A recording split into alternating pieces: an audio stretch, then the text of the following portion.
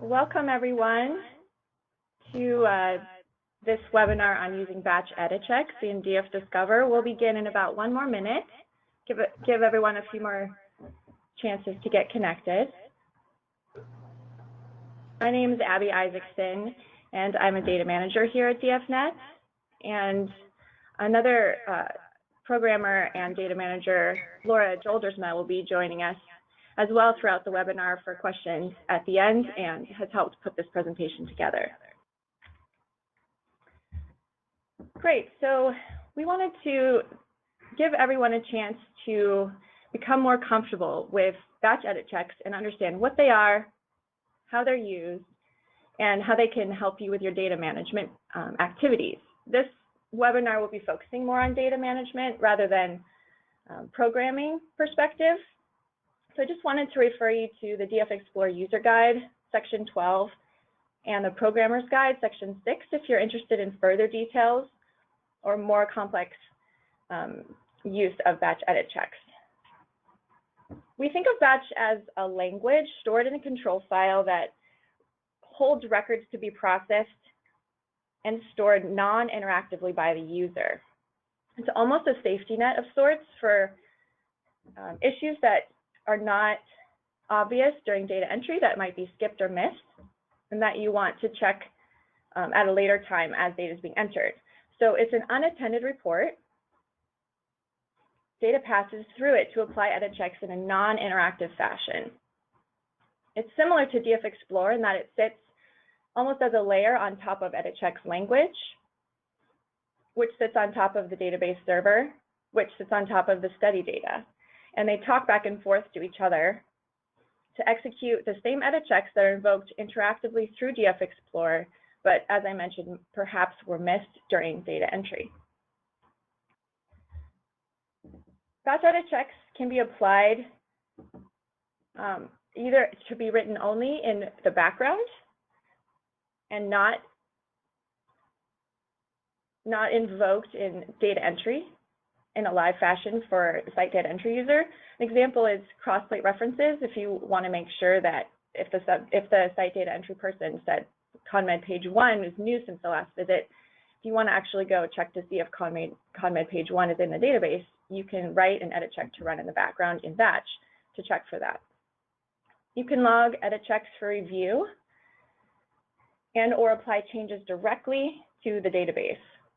So the user essentially specifies what records do I want to operate on and take a look at, and then what do I do with the output. This interaction can be applied regularly or irregularly in an efficient manner. So it applies edit checks specified by the user or all by default, field by field, sends back to the database with a log of messages to be retrieved and later addressed. You'll hear this throughout the webinar today that batch is a powerful tool, and so we recommend using caution if you're applying changes directly to the database. These are irreversible. So how do we most commonly use batch for data management purposes? The primary use is that it gives the user a list of potential issues to review prior to applying queries manually. This can be useful prior to taking action like sending QC reports, performing safety reviews if you know data validation is coming up, or a data freeze. So it allows you to review the summary and the log output before you apply the changes or the queries manually. It checks for errors that are found by edit checks behind the scenes, rather than having everything fire for the site in a query dialog box. Other possibilities include adding queries to data fields in the study database automatically, generating and logging messages that report the inconsistencies.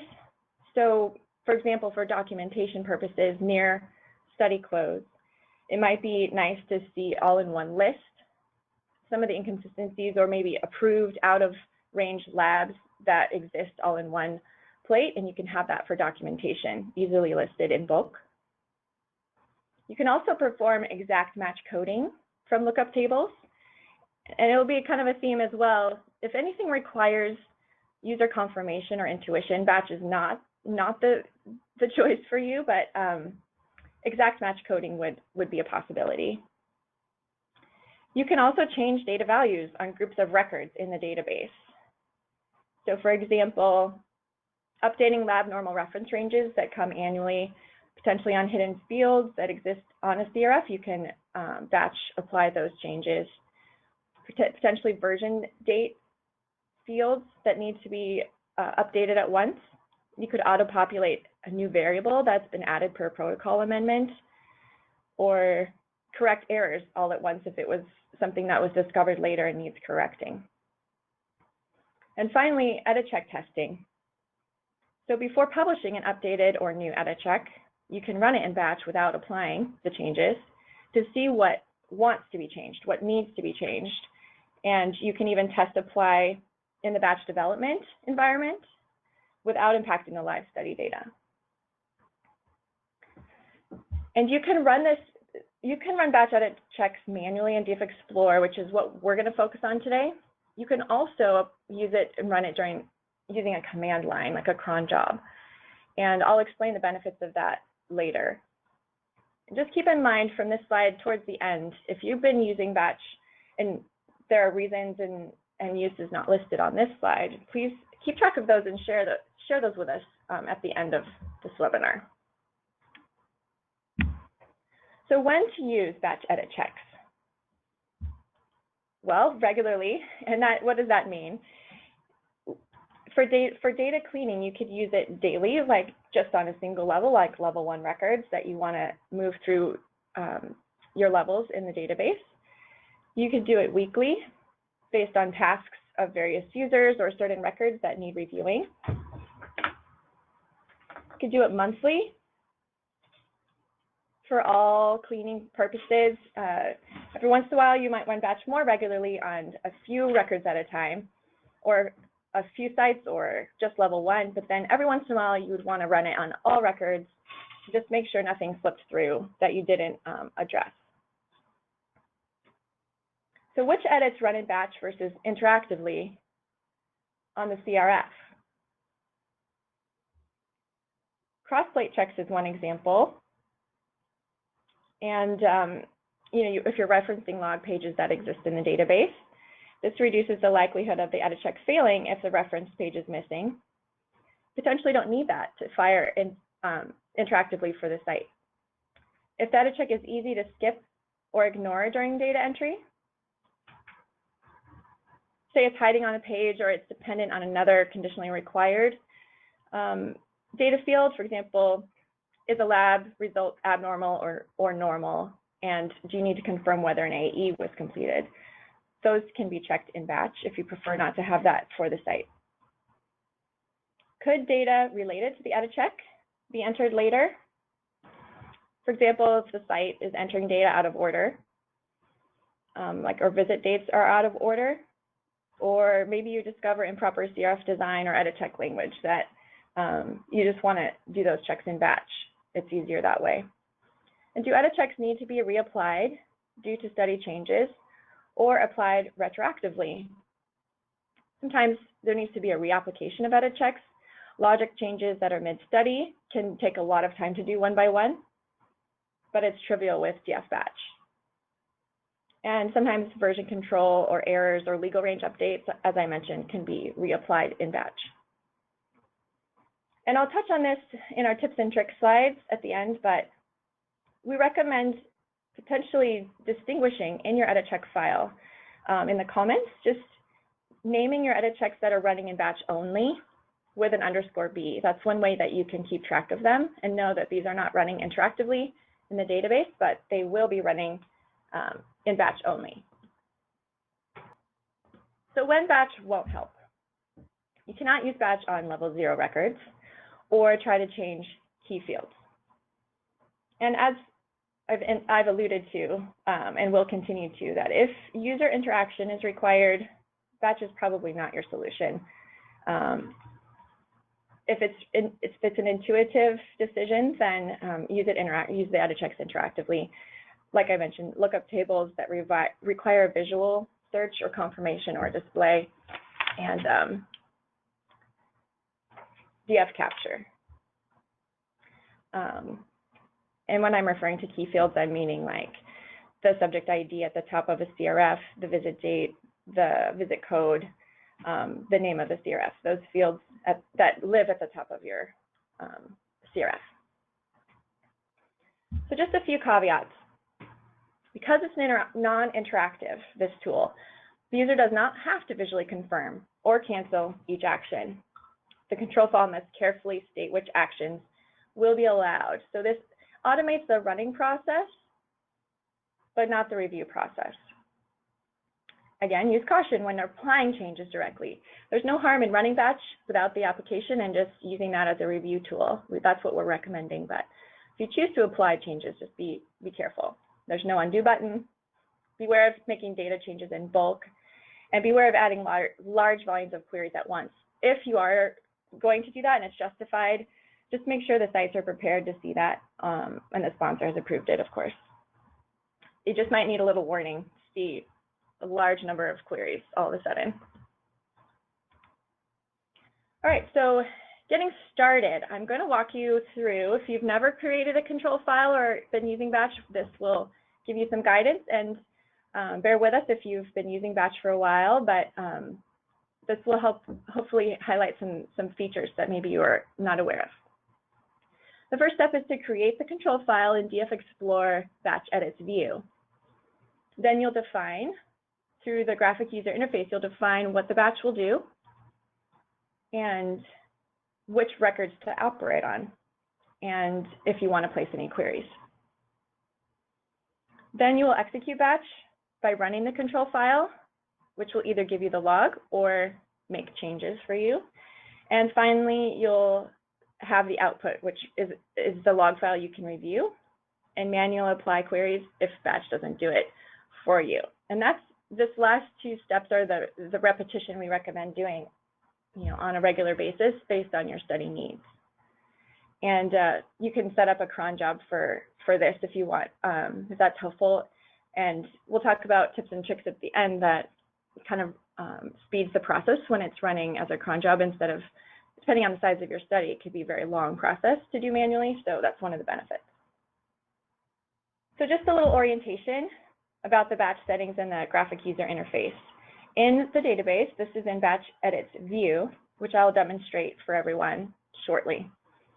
On the left is the control settings, and that's where you'll create a control file or open saved control files. The definition panel and windows in the center, it has several components that we'll cover.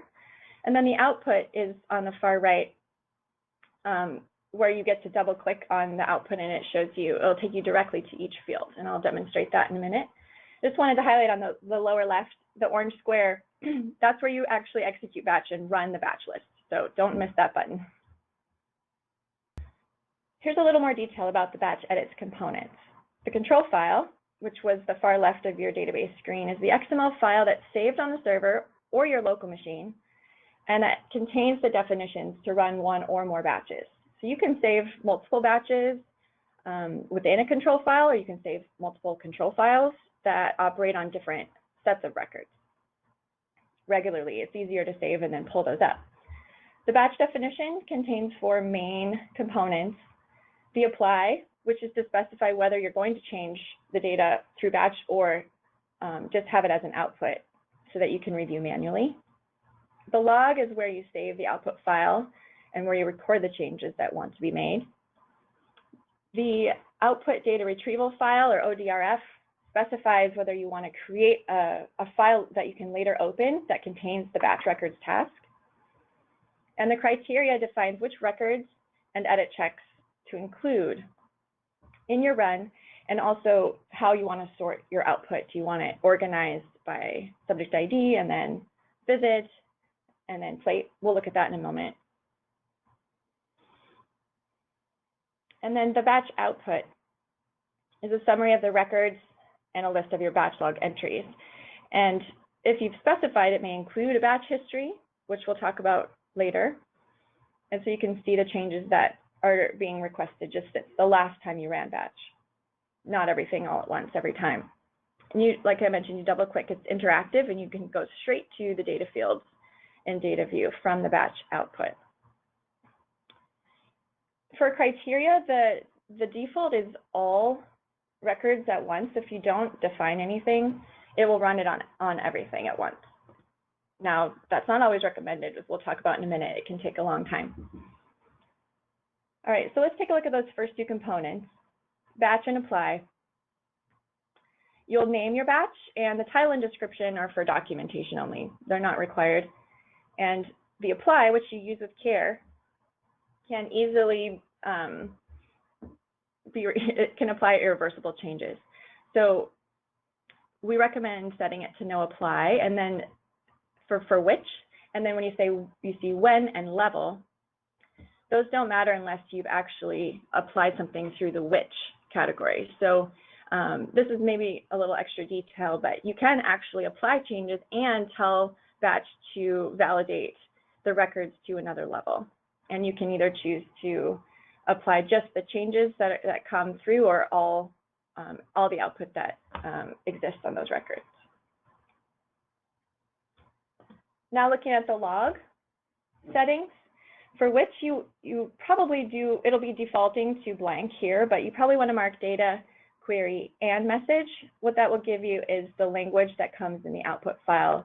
If you want to see which data fields, which query types, and the message, the query messaging that they want to apply, it'll all make sense to you. And most likely you want to save in a log all the changes, and then for file, you're going to create a file name if you've never run one before. It won't run unless something is specified there, and we recommend just saving the files _log.xml. And again, you save this to your local machine or to the server. And here's where you find history, right in the log section.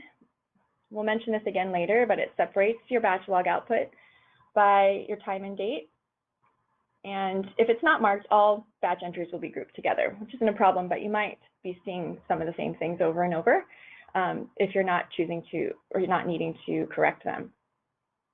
And then for the ODRF, you complete this only if you want your output to be available later as a data retrieval file. This is really most useful for previous versions like iDataFax.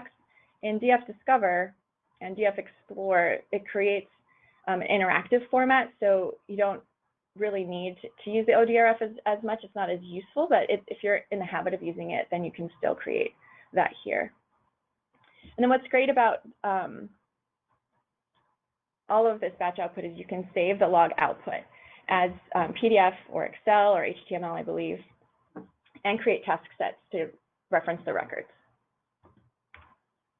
And finally, the end of this graphic user interface, this GUI, is leaving the control file blank runs on everything. Just a reminder, it can take a very long time for large studies to run batch on everything. So if you can specify criteria, it'll shorten the run for you, or run it as a cron job. And for sorting, this will just tell you how you want to see your output. If you hover over that field, it will give you the syntax recommendations, or you can look into the user guide. The internal data retrieval file is not often used by data managers here, I don't believe, but instead of specifying criteria, you can create a data retrieval file, like a task file to run batch on. And then finally, this edit window allows you to choose which edit checks to be processed. And so you can use the ellipsis button to go to a specific record and look for that edit check.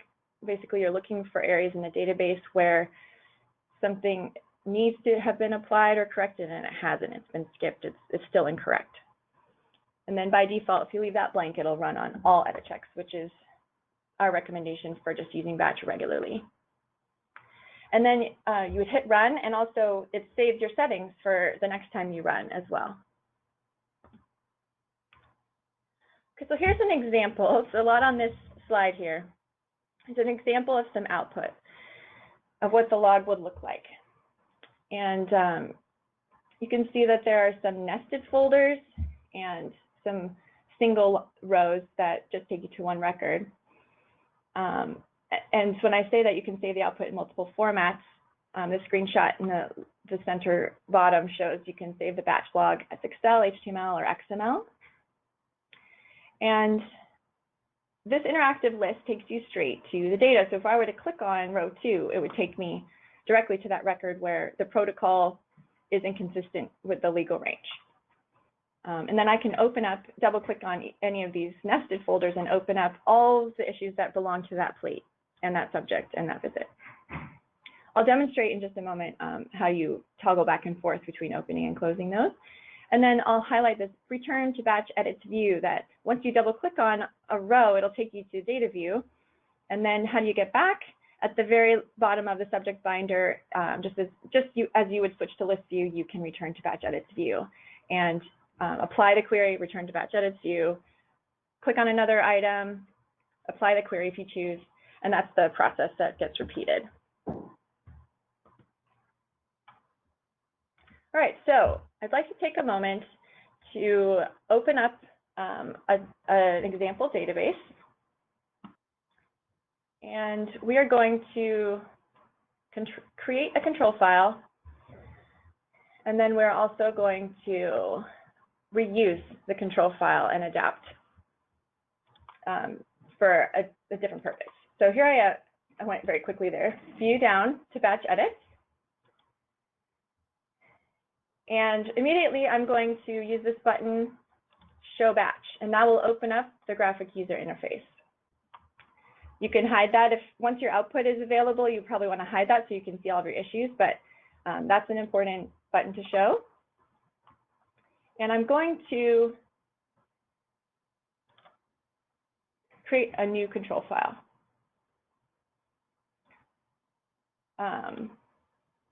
So starts out with new batch, and you can rename this anything that you're looking for. You can describe it for your own sake. Let's just say for today, we're going to do level 1, site 250 records. I'm going to not apply anything. I just want to review the list. So the other settings don't matter right now. I want the log output to contain as much detail as possible. And I'm going to give this a name, a test name.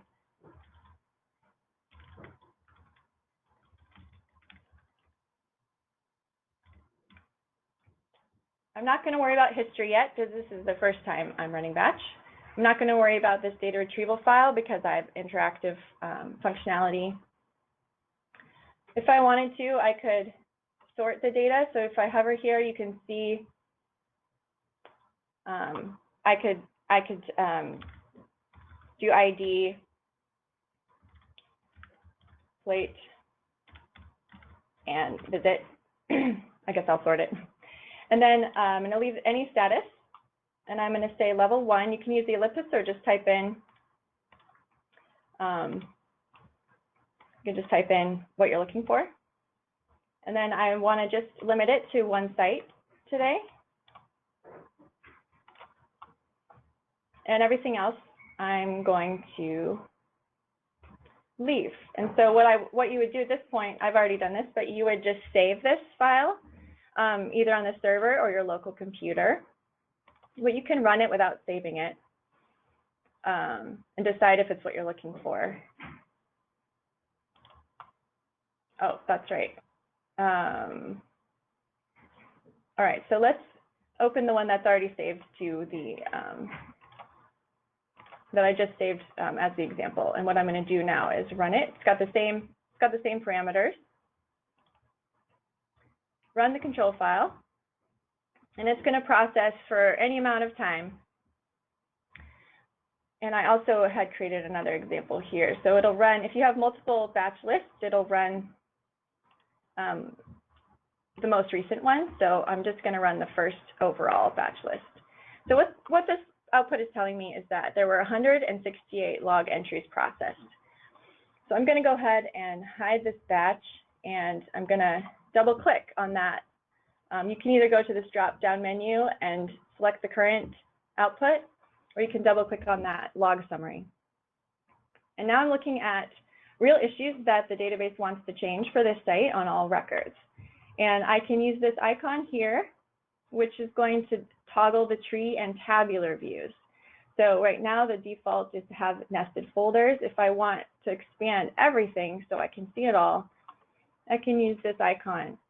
It's your preference. What's nice about having it nested is you can see what, which plates contain more than one issue.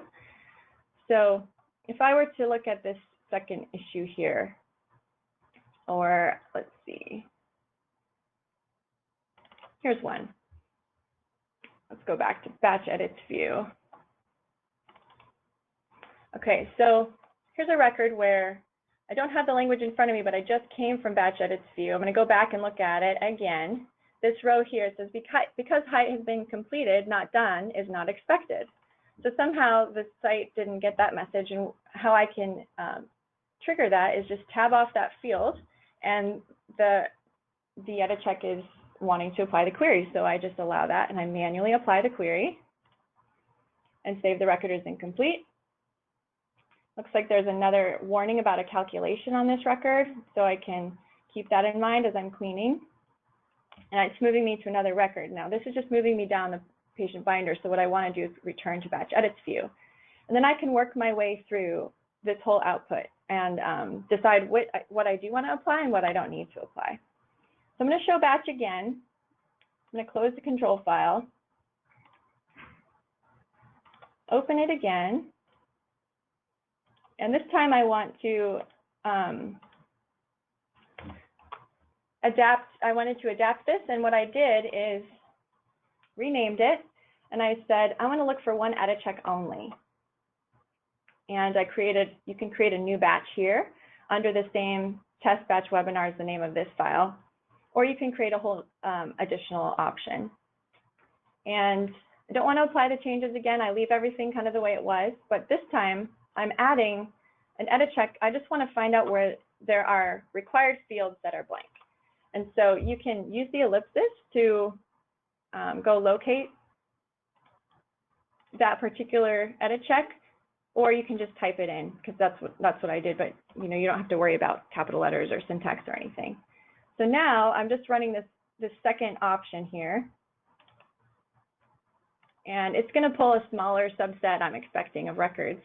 And here I am with this current 11 records, 11 log entries, and it'll take me to these issues, these 11 issues where there's something required and it's blank, and I can apply those queries and clean up those records that way. Edit checks that depend on, if you're going to be applying any edit checks, it will only do what you tell it to do. So if anything is interactive or dependent on the behavior of another edit check, then you're going to have to call that out in the batch.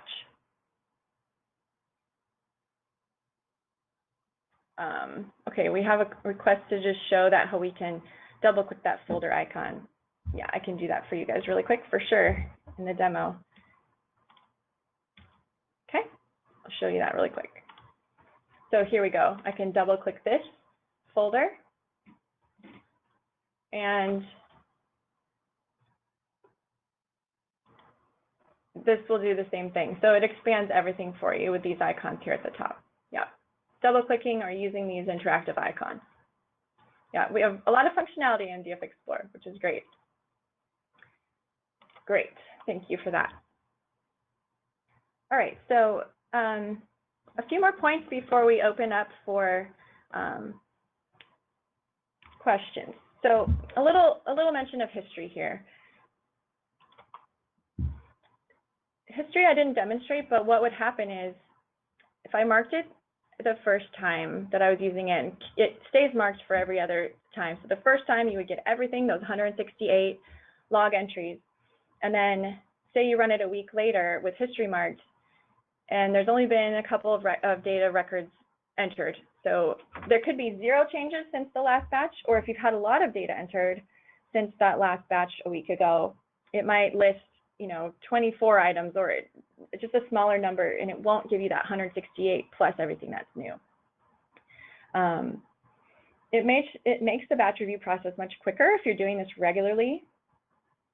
And it only shows, like I said, the new issues since the last batch output. And if you face those 168 issues and you only needed to apply changes to half of them, then those non-issues that you found in that first run won't appear again if you have history marked. You'll be able to, the system goes, okay, if you already reviewed this, I'm not going to show that to you again. So using history just has a caveat that you need to make sure that you're looking at it thoroughly if you're not going to apply something that you trust that it doesn't need to be reviewed again. And therefore, we recommend occasionally running batch without history marked again, and it'll just pull everything for you to make sure nothing's been missed. And it only works, it works depending on how similar the log file is. So if your definitions of criteria have changed on that file or in the log section, then it'll default to just running on everything. So make sure that if you have saved your control file and nothing's changed and you just rerun it, then history will work just fine. And this little screenshot in the middle just shows 3 different times that batch was run, and it gives you the current. And so it shows you the first time was like 166 issues. Then the next time it was run was really only about 15 minutes later. And maybe you wanted to check if anything was new. There were no new issues. And then some data was entered in those couple of minutes, and then there were some errors found. So only 3 showed up instead of the 166 plus 3. So that's the utility of history, which is pretty cool. All right, here are a couple of slides on tips and tricks. I demoed this, but it's nice to have it in the PDF format for the PowerPoint and expanding that output list. Each placeholder can be expanded to make sure you're not missing. We want to highlight that if you're using batch in DF Explorer, don't miss those issues that are nested within a folder. You might want to make the habit of expanding them. And then here's a little more detail about that naming convention we were recommending with adding the _b at the edit check name in your setup edit file. For example, the G_only recif will display for sites and run in batch. The default is all edit checks will run in batch. If you want to name it _b will only run in batch, and that's your code has to tell it to only run in batch, but to name it as _b, that will help you keep track of which ones you're expecting to see in batch. If you don't want an edit check to run in batch behind the scenes, then you can add a return line in your code.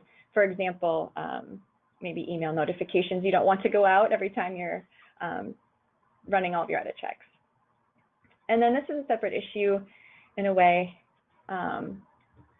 Oh, thank you, Cindy. The G underscore is a denotation of a global edit check. So we have a global edit checks library that makes it easy to apply edit checks that are common for all studies and that are likely to be used. So the G is just the name of the edit check that indicates it comes from the global edit checks library. And you could easily have a different name that's, if it's not global, say it's only recif, that's what you have named in your file, then it would just be only recif _b. And as I mentioned, I just wanted to call this out. When you first open your batch edits view, you'll want to show batch to get the graphic user interface, that GUI to display, and you can hide it again when you're looking at your output. All right, so I'm going to talk about a couple of examples that our data managers have offered for how they're using batch, and then I would love to open it for discussion and into questions. The general presentation of the webinar is coming toward a close, and we're going to have some time to hear about your own experiences. I would say on average for most of us, and I'm not speaking for everyone, but we usually define a single batch execution per control file. It's a newer feature to us to know how to define multiple batch lists within a control file, as you saw in the demo. but it's fine to just create multiple control files as well. One caveat is that if you want to delete control files, that has to be done in the back end, I believe. And Laura can talk more about that in our Q&A if anybody is desperately interested in knowing how to do that. But just know, create as many as you want, but with caution, because it can be difficult to delete them. And then populating multiple data fields at once is a common experience we received here at DFnet, and it saves the user from having to enter or change data by hand, like one record at a time. We can also add CRF version dates to like a lab data import plate that's not contained in the import file. We do a lot of testing and applying edit checks retrospectively, like protocol amendment or testing a new edit check, and updating reference ranges or things like that. So I would like to open it up to anyone who's had experience, or yeah, how have you been using batch? Is this consistent with what you're expecting? And is this new information, or are you looking for some more detail? So feel free to unmute yourself and either share your experience, or we can move into questions. Yeah, so it sounds like it's new to several people. Some others in Palo Alto are using it. Are there any tips or features that we've missed in this presentation that would be useful for new users to be aware of, or experiences that you have benefited from using? Abby, this is Karen Dellert. Can you hear me? Yes. Hi, Karen. Hi. Thank you. This is great. I just wanted to share our experience. We tend, for our setup, we do a lot of error checking as the site coordinator is entering the data. So there's not a lot of pieces, because we pretty much make our key fields and our header fields required, and so they have to. If there is like a lab test or something that they don't have at the moment, then we use the reasons. They have to give a reason, and our CDM will then check on those reasons, approve them or disapprove them. So as far as the batch, we do have one in place, control file that does run, but doesn't tend to pick up a lot of stuff because we're checking it as soon as they enter it. But I did find that there is on our SAE field, I calculate a day for the ongoing, so that we can come close to the 30-day check. And so I run that, I use that batch control idea to delete a day till you get close to the 30-day mark, and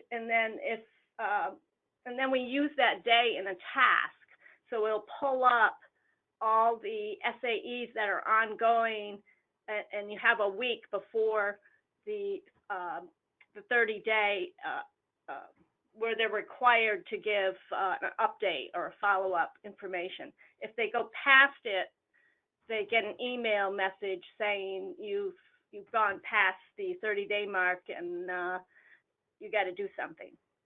So that is really helpful. Great. Yeah, thank you for sharing that example. I think it points to just a real life experience about if you're putting more cleaning on the interactive nature of the CRFs, and like during data entry, then you probably will have less batch output, which makes sense if data entry is happening correctly. And so it's just a nice extra layer as a safety net check to make sure that data entry is happening correctly. So that's a good point. That shouldn't be too intimidating to people, because if you've been doing data entry fairly well, if your sites have, then you may not see too much in batch, but it's nice to run it just to be sure, and also, like you said, to check calculations or do things that maybe the sites are not responsible for or wouldn't understand as well. Thank you for sharing that. I'm gonna just highlight a couple of questions, and you can still, anyone can chime in and share their experience as well. So there's a question about, maybe Laura, you can jump in here, but when you apply changes, there's a field that allows you to select data and query, or just apply queries enabling that. What's the difference between those, Laura, if you can join in for that question? For sure. So if you just choose query, what batch will do under apply changes is just add the queries to the records, but it won't change the status of the record. So what might happen is that you add unresolved queries to the records, but the records stay final. So it's definitely recommended to do both data and query so that the record status gets updated along with adding any queries. But that's a perfect example of making sure you run it through log first and review it and make sure it's not changing any other data in the database that you don't want to happen, just to make sure you're not doing anything that you're not expecting. Thank you. Yeah, and for those of you who are not data managers, hopefully this just gives you like a background and understanding of what the capability of the software is and how it can help sites and data managers as well. We have another question that if a required field has been resolved with a reason, when you run batch edit checks, do they skip that field, or is the field still flagged? Laura, what would you like to comment on that as well? Yeah, for sure. It really depends on what the edit check is expected to do. So if it's a query that's looking for a missing or blank field, then it will skip over it if it's been resolved with a reason. But if your edit check is written specifically to say, even though there's a resolved reason on the field, still flag the edit check, then it will do so. So it really depends on how your edit check is written. And batch will basically perform the same way as it will interactively. So if you expect to see an add query or a warning or a message pop up while you're in DF Explorer leaving that field or entering that field or whenever the edit check is being executed, batch will do the same thing unless there's something specific about that edit check function or about the way you've written the edit check to perform differently in batch. Thank you. Most of us are, since we know about batch, we're in the habit of using it regularly, and I've spoken with other data management personnel who, were expecting that, didn't know about it initially, and were expecting to have a clean database. And then when they ran it, they were surprised to see that there were still quite a few of issues that had been missed. So I think we all have our cleaning practices in place, and we're all doing very well with our normal routines. And this is just an extra check and benefit of the software that is worth taking advantage of. And it looks like there's a comment that someone's trying to figure out the best way to flag a query as having been added automatically through batch and not reviewed by CDM. I think I'll start with that, Laura, and you can let me know if I am missing anything, but there is a way in the edit check to apply a reason that when you're applying data through batch, you can add a reason that says this was applied via batch. You can just list the edit check name and look that up and see if the code describes that it's applied by batch, or you can adjust your reason, and when batch applies that version date or whatever the item is that you're applying, a reason will also automatically apply, and that's created in the edit check file. Laura, do you have any other additions to that? Yeah, there is actually in the batch control file, you can actually specify a reason to be added to any data changes.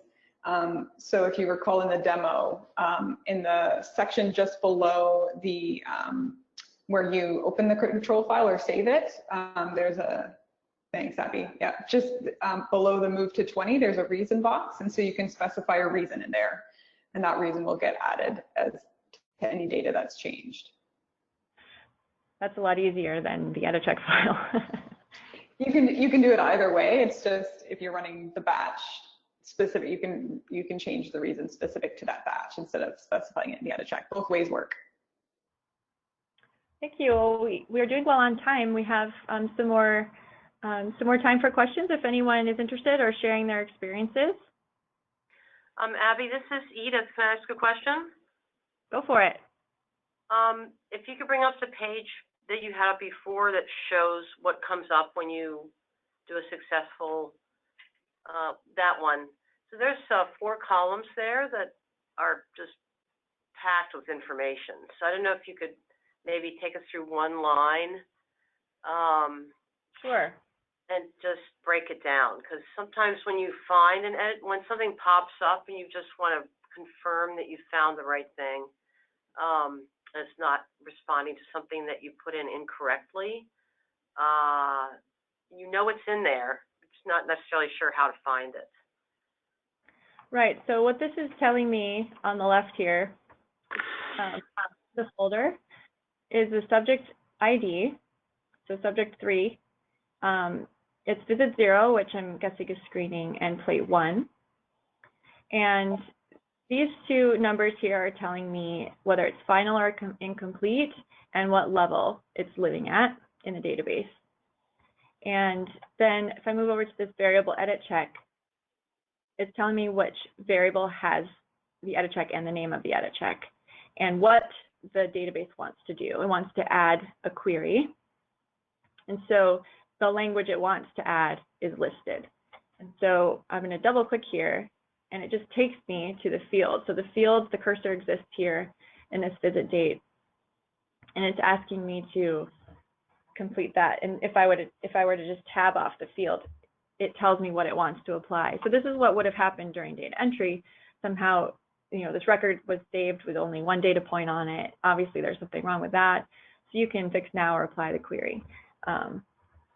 And if I go back to batch edits view, I can look through and discard changes. All of these are very similar, but if we were to open version number, so this is telling me the language it wants to apply. It takes me to the field saying that the person forgot to enter the version number and tab through to auto-populate the CRF version date.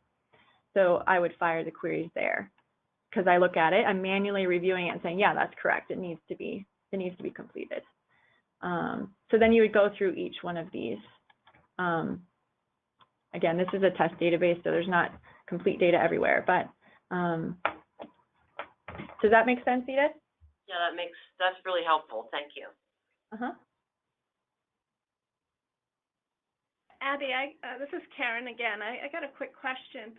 If you set up a batch controls, let's say you're just looking at your SAE form and you want to set up a file, a batch control to just grab all the edits on that plate, and then as time goes on, you add an edit check to a field. Do you have to redo that control, recreate that control file to include that new edit? No. So what I would do is if I'm understanding you correctly, I would find the SAE plate, if that's what you're interested in, which I only have AEs in this study. So I'll just use AE as an example. And then if the first time you're using this file is looking at specific edit checks, then yes, that's all that it will pull. But if you leave this blank, it'll just look at that whole plate every time. Oh, even if you've added new edit checks, it'll include those. Right.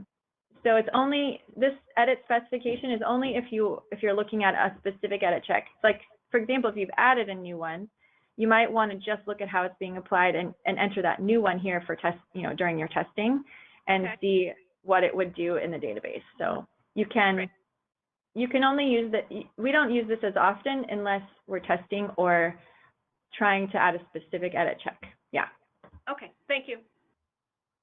So we have a user who's just offering some advice.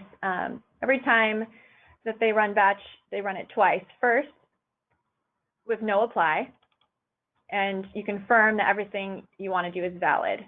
And then once all queries are verified, you can change that to apply to data and query and run it again. And that's if you're applying batch changes. So I think there's two ways of using batch. You can use it to actually apply the changes that you're testing, or you can just use it as a regular review tool to see if anything has been missed during data entry and apply queries manually. So definitely a lot of functionality. Even when you're reviewing the output to apply things manually, if you've reviewed the list with no apply and you agree with everything in the list, then you can go ahead and apply those changes in one full swoop instead of having to go do it manually one by one. So that's another good point. Like, the review is key. So if you review it and it all looks good, you can just literally rerun it with the data and query, which is over here. Switch that to data and query, and then run it, and it will apply everything that you reviewed in this list if it was correct. Okay, another question. When we test edit checks, do you mostly do it with batch, or do you also have the user tab through forms interactively? Yes, we do both. We do all things for testing. So don't rely on this only for testing, for sure, but it's a powerful tool to help confirm whether your testing is working. But you do want to go to the record. You do want to formally test those new fields or that new edit check. And when we're testing edit checks, we still create an edit check testing plan and have someone go through and test those fields in the database. Yes, we do both. I'll stay on the line. We still have some more time on this webinar in case there are additional questions, but I just wanted to acknowledge a few people that have helped put together the content that went into this webinar. And so these are all our DFnet folks that have worked hard on this, and to our whole data managers team for your contributions and support. We thank you very much. Feel free to stay on if you have additional questions, and enjoy the rest of your day.